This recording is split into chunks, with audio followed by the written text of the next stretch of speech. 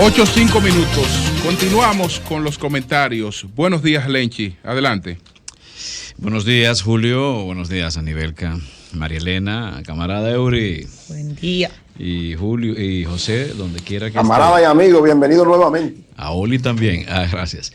Y a ustedes, queridos amigos de República Dominicana, de aquí y de allá, 106.5 abrazos desde Sol.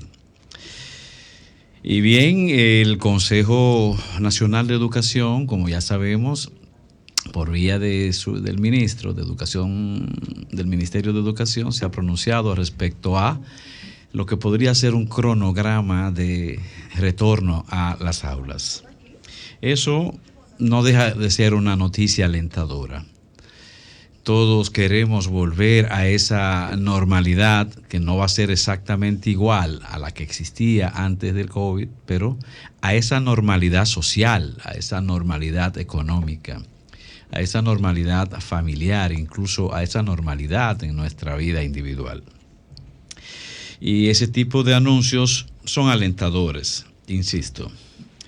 Pero al mismo tiempo quisiera llamar a la reflexión, tanto al ministro como al ministerio, como a otras instancias gubernamentales e inclusive organizaciones de la sociedad civil, como esta entidad denominada Educa, que es una entidad privada que ha incidido mucho en la orientación de las estrategias educativas y de los contenidos educativos de República Dominicana.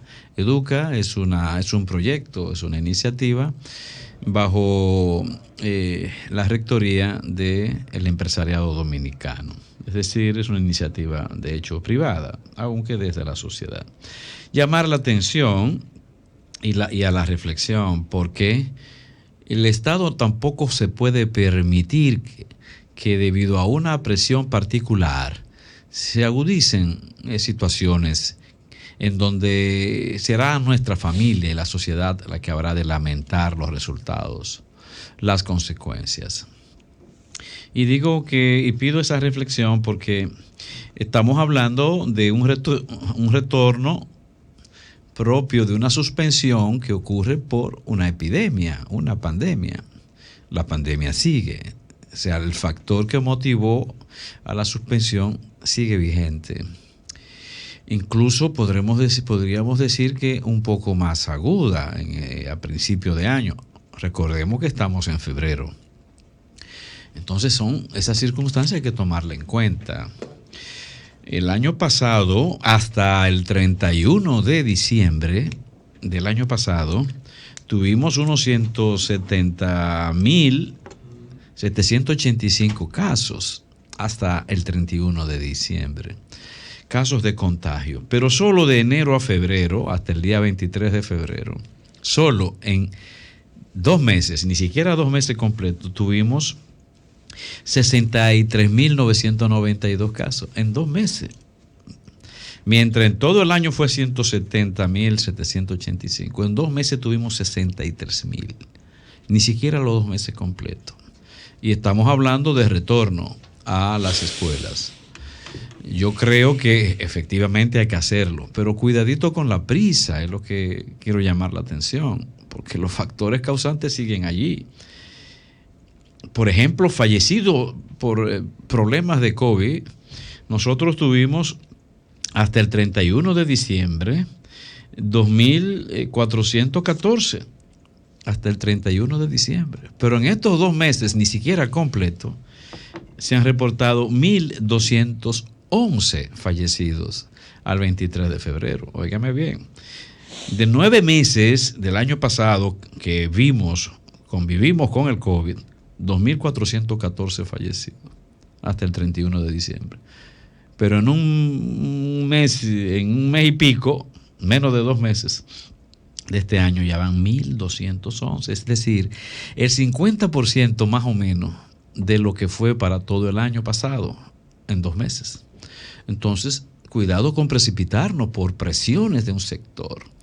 Un sector que tiene una buena capacidad de comunicación, que tiene buena capacidad de incidencia por vía de medios, que tiene muchos recursos para fines de publicitarse y hacerse un hecho, hacerse una verdad, pero una verdad mediática. No creo que la intención sea mala, pero mucho cuidado con dejarse presionar el Estado, o sea, con este asuntito. Y me llama mucho la atención porque siento también que este sector, que presumo también está vinculado a esa asociación de padres que quiere el retorno a las escuelas, es un sector que está vinculado a la economía y a los capitales del país.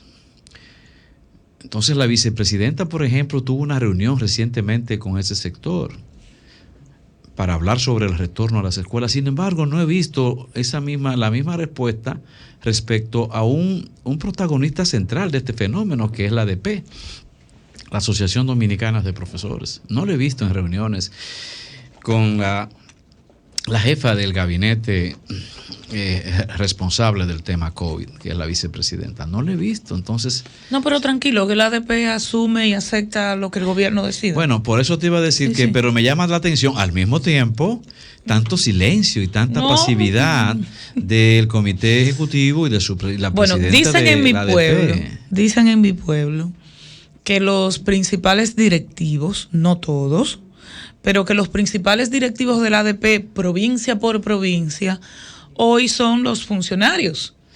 Entonces, partiendo de ahí, uno debe comprender, ¿verdad?, el cambio drástico en la actitud del sindicato respecto a las políticas educativas del país. Una cosa extrañísima, claro, porque ocurre que a junio del año pasado,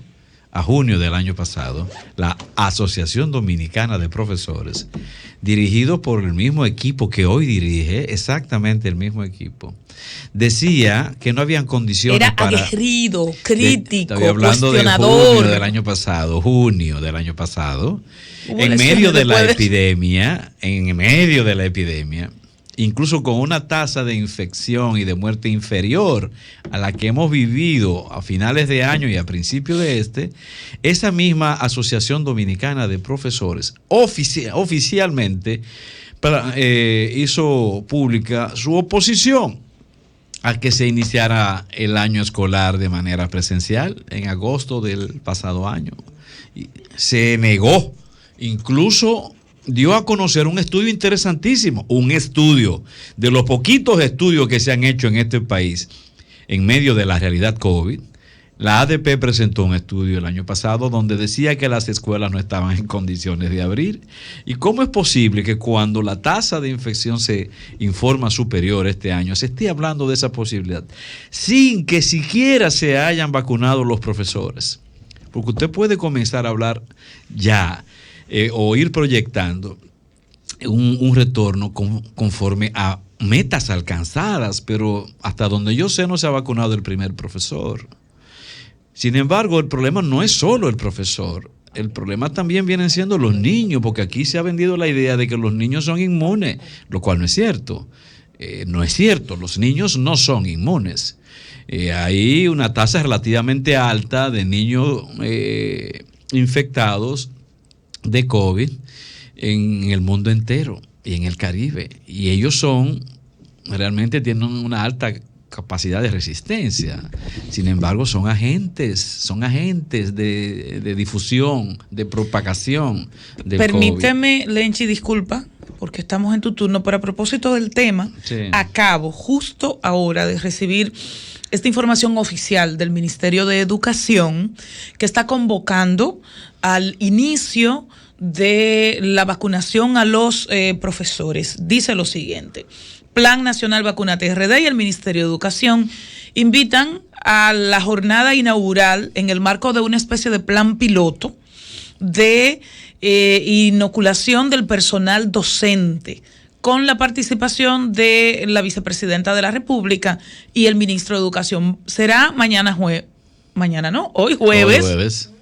Wow, hoy jueves a las 10 de la mañana en la Universidad Pedro Enríquez Ureña, en la sala Max Enríquez Ureña. Entiéndase que bueno, ellos están como en eso. O sea, es un plan piloto de vacunación al personal docente. Entiendo que van a priorizar a los maestros del nivel secundario y del nivel primario, quizás antes que el universitario, y esto evidentemente está encaminado a retomar las aulas. El universitario todavía no se ha anunciado, eso es para educación sí, precisamente, básica. Es en una universidad, es un reclamo, pero entiendo. Sí, pero es orientado a educación Exacto. básica, aunque el plan debiera ser integral en ese caso, o sea, incluir también a los Yo no dudo que lo incluya, pero evidentemente se debe priorizar. Son dos presupuestos distintos, que son entidades estatales distintas. Exacto, y se tiene que priorizar secundaria y primaria. De todas maneras, hablábamos acerca del rol de la ADP en este asuntito. Por ejemplo, antes de ayer en Santiago, la regional de Santiago se pronunció oponiéndose a ese retorno que se ha insistido tanto desde el sector privado hacia la integración de los niños. Hay una oposición en sectores ya públicos, una oposición pública en sectores de la ADP respecto a ese asuntito. Entonces llamo a la meditación, reitero de nuevo, porque apenas un 23%, dice ese estudio de la ADP, tiene agua fluida diariamente en las escuelas. Estamos hablando de que ese estudio nos dice que ni siquiera detergente suficiente hay. Dice la ADP en ese estudio del año pasado, ni siquiera detergentes suficiente para el aseo de las escuelas.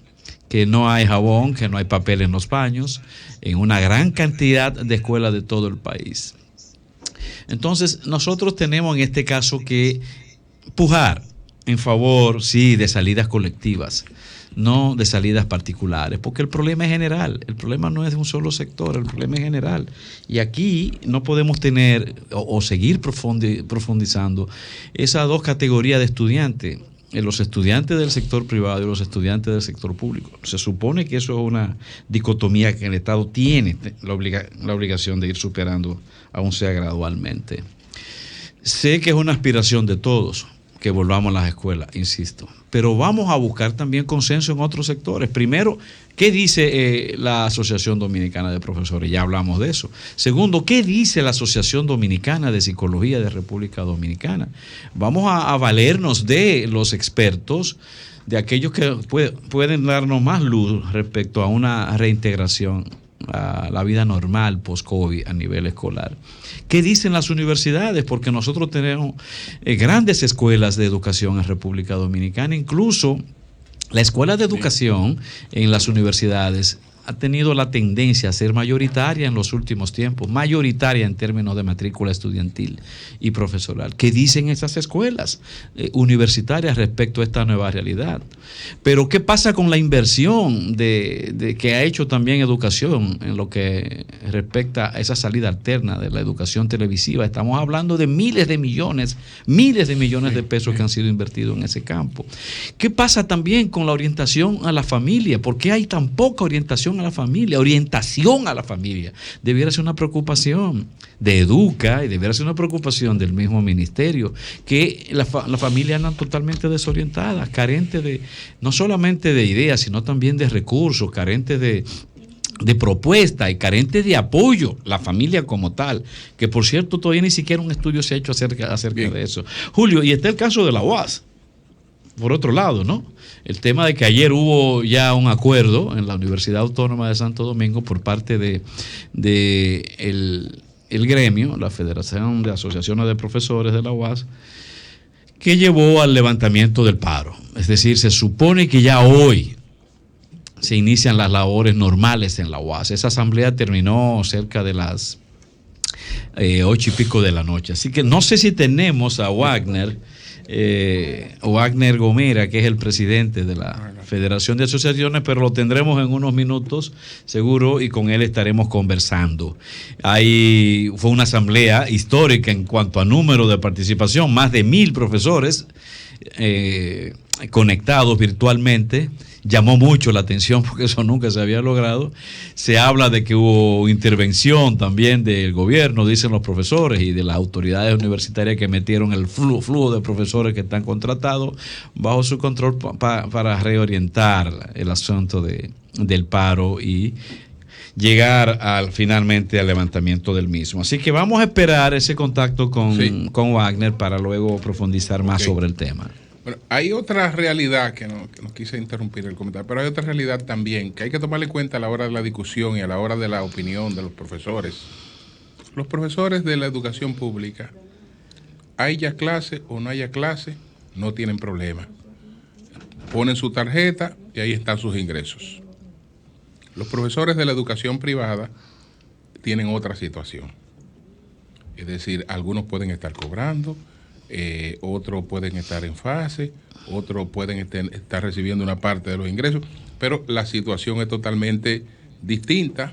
Entonces, si yo estoy cómodo y puedo esperar 6 meses más u 8 meses más, porque eso no me afecta mis ingresos, tengo una perspectiva distinta con relación a los tiempos y a los sacrificios y hasta los protocolos que yo debo asumir, que en relación con los que el inicio de la clase también es el inicio de la normalización de sus ingresos. Es decir, que ahí hay una situación que es distinta en ambos casos. El otro no tiene ningún problema, haya clase o no haya clase, su dinero, y posiblemente en cualquier momento estén pidiendo un aumento. Posiblemente en cualquier momento estén solicitando un aumento sin problema, porque su dinero está ahí. Sí, es un tema complejo, por supuesto, porque no es solamente educación, es también el factor económico y estabilidad familiar para decenas, centenas o miles de profesores que trabajan en el sector privado, aunque ese sector privado, yo tengo hijos en colegio, ¿no? Todavía. Ese sector privado no se ha detenido.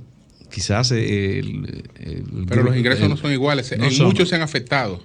Sí, es correcto. Sin embargo, en este caso también lo que importa es el asunto educativo. ¿Por qué queremos llevar los estudiantes, nuestros hijos, a las escuelas?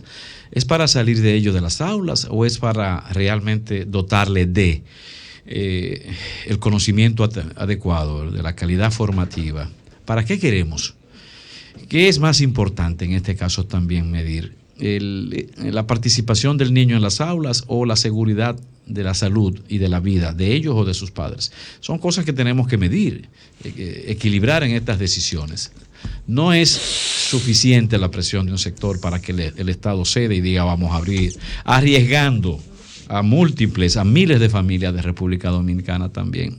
El tema, repito, es un poco complejo porque no hay salidas ideales. Todo esto lo estamos improvisando en gran medida.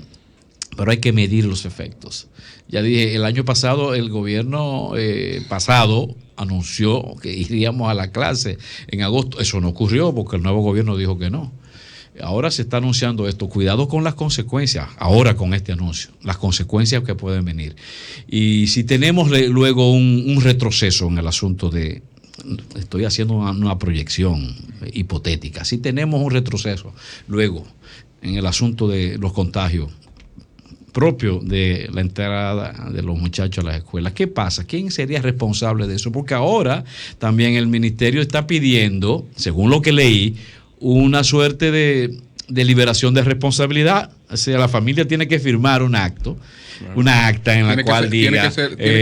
Tiene que ser voluntario. Pero es una voluntariedad extraña. Bueno, es una voluntariedad casi obligada. Ahora se está dando una situación. Pero si le mueren ahora se está dando una situación, familia, a nivel que la han referido varias veces, yo no he insistido en eso, pero se está dando una situación, por ejemplo, los padres, por ejemplo, los profesionales de clase media, dos profesionales de clase media que tienen sus hijos pequeños y tienen que seguir, y la vida de ellos tiene que seguir hacia adelante.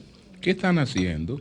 Están llevando sus hijos a los colegios. En este caso estamos hablando de educación, digamos, de preprimaria. Están llevando sus niños a los colegios casi normal. Aquí en Santiago eso está ocurriendo casi normal. Y no es que ellos no quieran más que nadie a sus hijos. Es que hay una realidad. Si el lugar le garantiza los protocolos del lugar y ellos ven la seguridad de que los protocolos del lugar, y yo como médico me tengo que ir a mi consulta y la mujer mía tiene que ir como psicóloga o al trabajo o a la oficina o a lo que sea, ¿qué hacemos? ¿Dejar el niño con la trabajadora en la casa? o dejarlo con su educadora, que tiene de todas maneras más conciencia en sentido general de todo lo que estamos enfrentando. Entonces, aunque el gobierno no lo ha autorizado, eso se está dando y se está dando de manera voluntaria y lo están haciendo aquí. Casi toda la gente de clase media que tiene ocupaciones, que tiene responsabilidades, ha tenido que buscarle una salida. El que no ha tenido que entonces que meter un tutor en su casa. Y que también es otra cosa, porque tú tienes que meter una persona en tu casa. Te puede y que ser también más cómodo, supone riesgos. Te puede ser más cómodo llevar el niño a un lugar que meter una persona en tu casa. Eso lo está haciendo la gente como quiera. Así como quiera, se están buscando opciones porque frente a la realidad la gente aguanta un tiempo, pero pues tiene que seguir viviendo. Pero de ahí a que el Estado oficialice eso ya es otra cosa. Hay un problema de política pública y de política estatal. Tienen 15 minutos hablando de educación y no han mencionado ni una sola vez algún elemento que tenga que ver con la educación propiamente dicho.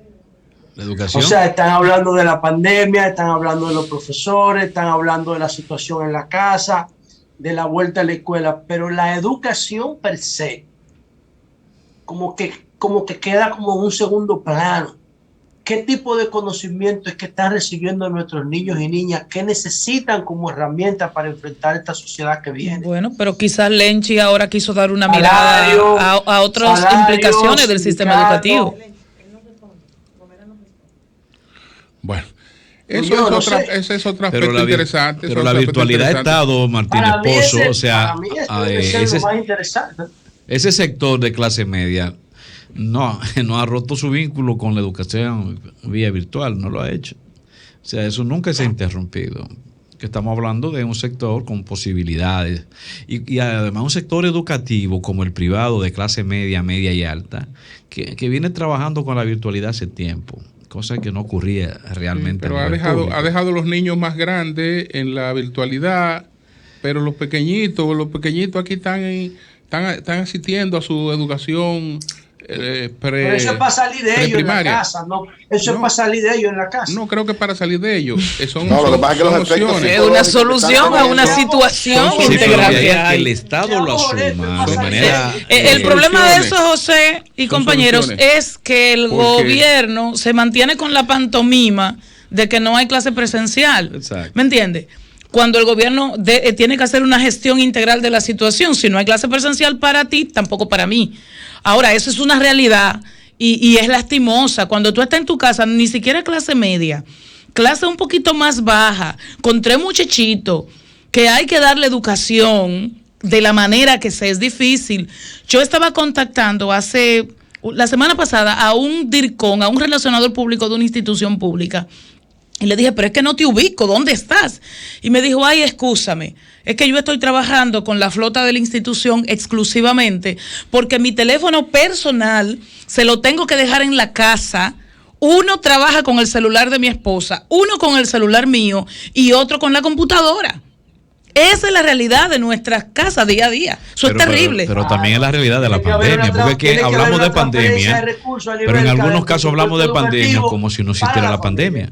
Disculpa, José, no te escuché. Yo digo que para resolver ese problema de los displays, de las pantallas, tiene que haber una transferencia de recursos del Ministerio de Educación, que este año está por encima de los 190,000 millones de pesos. Tiene que haber una transferencia de la escuela, del gasto tradicional, a la familia para fortalecer la educación virtual. Tiene que haber una estrategia, claro está. De que el conocimiento que se produce en el plano virtual se beneficia de lo que Jeremy Rifkin llama costos marginales cero. O sea, el libro que se produce en formato virtual, tú nada más lo costeas una vez y punto. Y se lo puede dar a los 2.8 millones de estudiantes al mismo tiempo por un solo costo. Eso es revolucionario lo que yo estoy diciendo. El contenido que se produce virtual, nada más se produce una vez, ya. Para eso necesitamos tiempo. Un eso plan de varios años. Pero por eso es que de un día para otro. Esta puede ser una oportunidad. Ahora, lo que yo estoy diciendo no está en el pacto educativo. Pero sí yo recuerdo que Melanio lo propuso en el 2010 el texto integrado virtual. En el 2010 le cayó todo el mundo arriba para que todos los estudiantes públicos y privados estudiaran con el mismo conocimiento. Esto también es una oportunidad. Y que se puede actualizar permanentemente. Bien. Esto también es una oportunidad, Julio, para que el sistema, el ministerio en este caso, comience a pensar en la posibilidad de cooptar a todos esos colegios gradualmente. Yo no hablo de este momento, pero basado en esta experiencia. Si queremos una educación uniforme para un ciudadano dominicano con una formación de Estado uniforme, creo que es una oportunidad pensar en la posibilidad de ir incorporando esas escuelas privadas al sistema y hacer del sistema algo único, no doble como hemos tenido hasta ahora. Vamos a una pausa, retornamos en breve. Cambio y fuera.